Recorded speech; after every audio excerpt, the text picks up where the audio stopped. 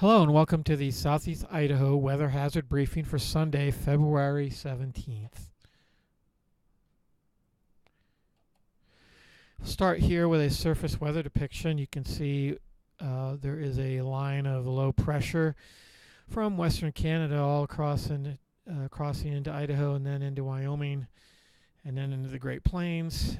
This wide area of low pressure is generating some light snow for the next 3 days at least, with a little bit of a let up on Monday night and Tuesday. But until then, we are expecting some, for most places, light accumulations, although tonight might be the heaviest day of, say, the next three. So let's start with the accumulations this morning. A lot of it down here in the Snake River Plain. But most places you're looking at under an inch of accumulation during the morning hours. But by afternoon and into the early evening, this is when it will peak, and it will mainly peak in areas in our western area of responsibility for forecasts. So basically from Cassia County westward in the south central highlands, and then up in western Custer County and northern Blaine County, and this is going to be actually the focus today, would be especially these two areas that I just mentioned. Highs today will be staying below freezing, and so we are expecting this to be an all snow event. For the early evening, once again, it continues up here in the northern Blaine County, basically the Galena Summit area into the Stanley Basin. You see it does let up a little bit in the southwest corner of our forecast area in Cassia County, and elsewhere just light snow, with most of it terminating in the Snake River Plain during the late afternoon, maybe picking up again here. You can see some very light snowfall amounts for the late night hours coming tonight. Overnight lows, you can see it's starting to get very cold up here, especially areas north. You can see that basically it is a northerly flow that will be developing, although not so much tonight.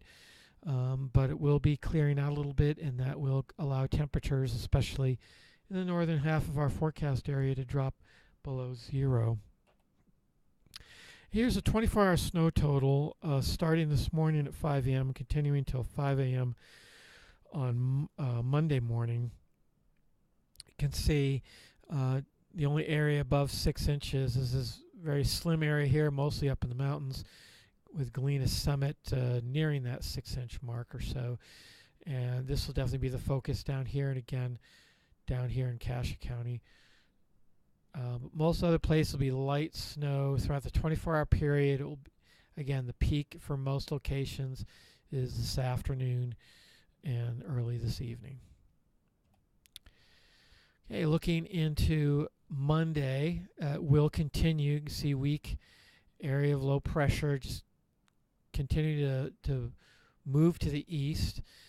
By the time this day is over, winds will be out of the north, and that will allow a lot of this interior Canada Arctic air to kind of move in, and we are going to be much colder than Sunday today.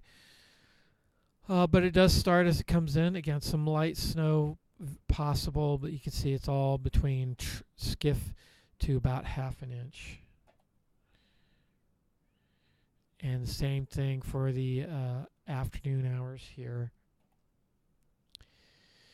And temperatures, you can see about 5 degrees colder, struggling to get into the double digits in the central Idaho mountains, but most places eventually getting there, and staying in the middle to lower to middle 20s for the Snake River Plain.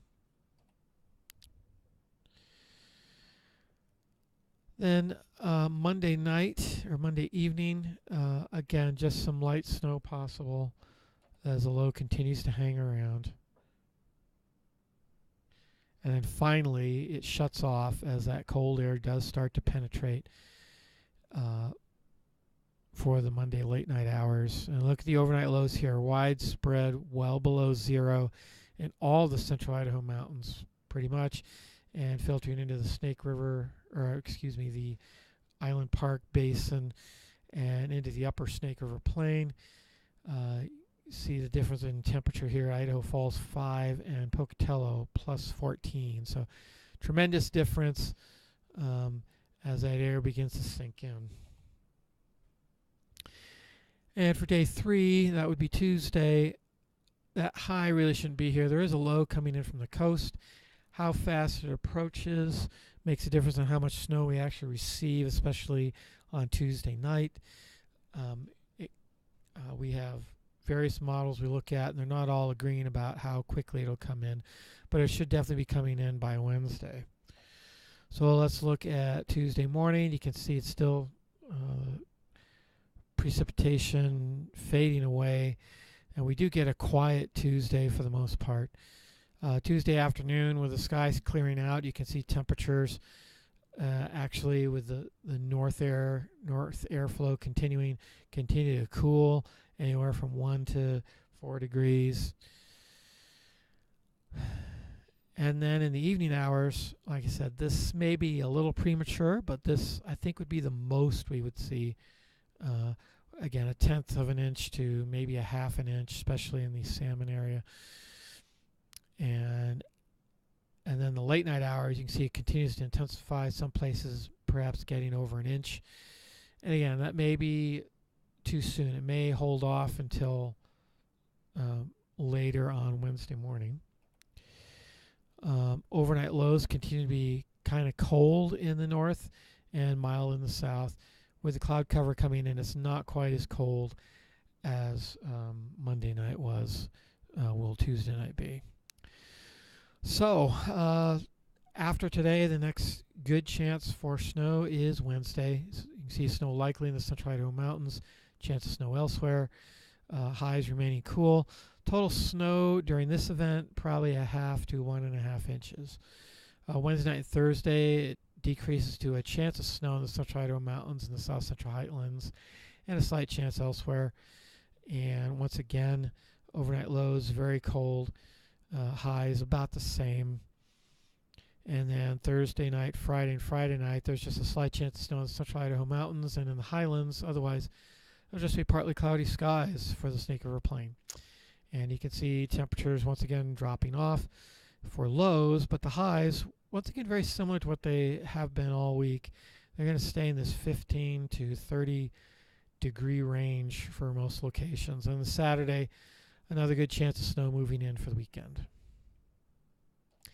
That's all I have. If you have any further questions, you can always contact us at this telephone number, or you can check out the weather yourself at weather.gov/Pocatello. If you have any comments or feedback on the content of the briefing, always email our webmaster at this email address. Thanks for watching.